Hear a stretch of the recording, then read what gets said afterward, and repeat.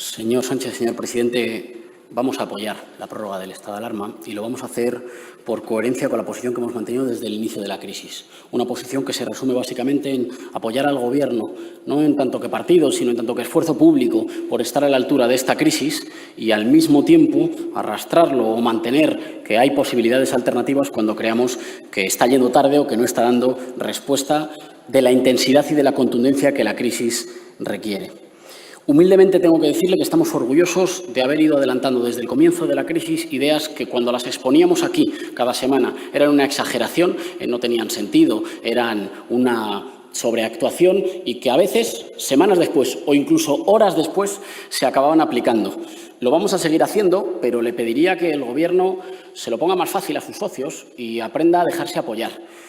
En lo fundamental hay tres tareas en esta crisis. Hay la tarea del confinamiento y en esa siempre hemos apoyado que hay que ser estrictos, pero por eso ayer no comprendimos que se tuviera tanta prisa para mandar a la gente de vuelta al trabajo y que, sin embargo, se fuera tan restrictivo para la posibilidad de que los niños salieran a dar un paseo. Hemos dicho que era un sinsentido que no pudieran estar en una plaza, pero que pudieran estar en un supermercado y hemos presentado una enmienda para que se corrija la posición. Yo no sé si nuestra enmienda saldrá adelante, pero sí que sé que es muy posible que la corrección que finalmente el Gobierno lleve a cabo se parezca bastante al sentido de esa enmienda.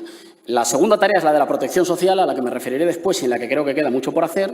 Y la tercera es la de movilizar recursos. Y ahí, básicamente, hemos puesto sobre la mesa, una tasa COVID para que el 1% contribuya, no las clases medias, el 1% contribuya al esfuerzo nacional. Y dos, le tengo que decir que, igual que decimos las cosas insuficientes, nos parece que la propuesta del Fondo Europeo de Recuperación es valiente, es ambiciosa y, además, mira en el largo recorrido para una transición ecológica. No entendimos, por cierto, la posición del Partido Popular votando en contra de la propuesta de los verdes europeos de mutualizar la deuda, algo que era necesario para España y que, por tanto, suponía un voto contra los intereses de los españoles.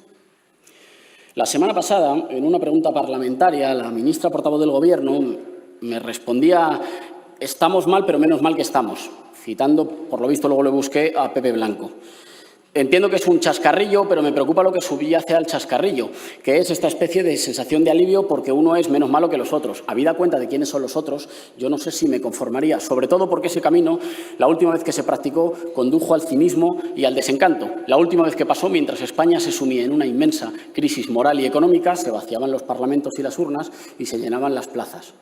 Hoy, que nos acercamos a una situación muy complicada, que negras tormentas agitan los aires, hay que tener claro que los reaccionarios no van a volver cabalgando bots ni bravuconadas, solo van a volver si cabalgan la decepción, la sensación de que la política no se ocupa de la gente sencilla. Y para eso es fundamental no dejar a la ciudadanía española en la intemperie.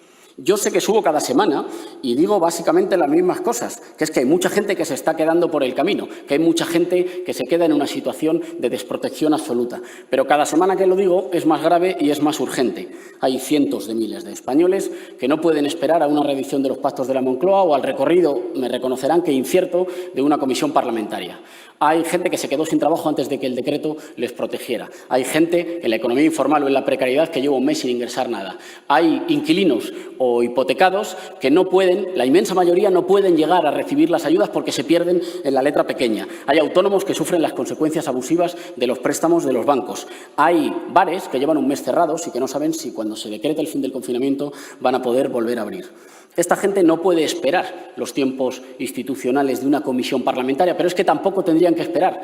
El Gobierno, y no me cansaré de decirlo, tiene los números en este Congreso y la comprensión en la sociedad como para poner en marcha una política ambiciosa que a toda esta gente le diga que el Estado está con ellos, que está de su parte y que les va a cuidar, comenzando por una renta de cuarentena aplicada ya, no en junio, que luego se controle ex post y que garantice que ninguna de estas personas, que ninguno de estos cientos de miles de españoles se queda desprotegido.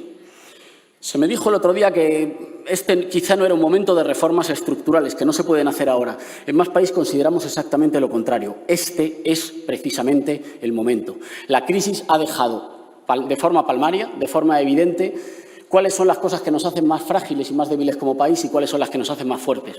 Nos hacen más frágiles las privatizaciones, los recortes y los regalos fiscales. Nos hacen más frágiles no tener industria propia. Nos han hecho más frágiles la desigualdad y la dependencia del capricho de los poderes financieros. Y nos hace más fuertes los servicios públicos, tener comunidades organizadas y la solidaridad nacional, tener una reindustrialización que será verde o que no será. Y nos hace más fuertes tener un Estado sólido y justo.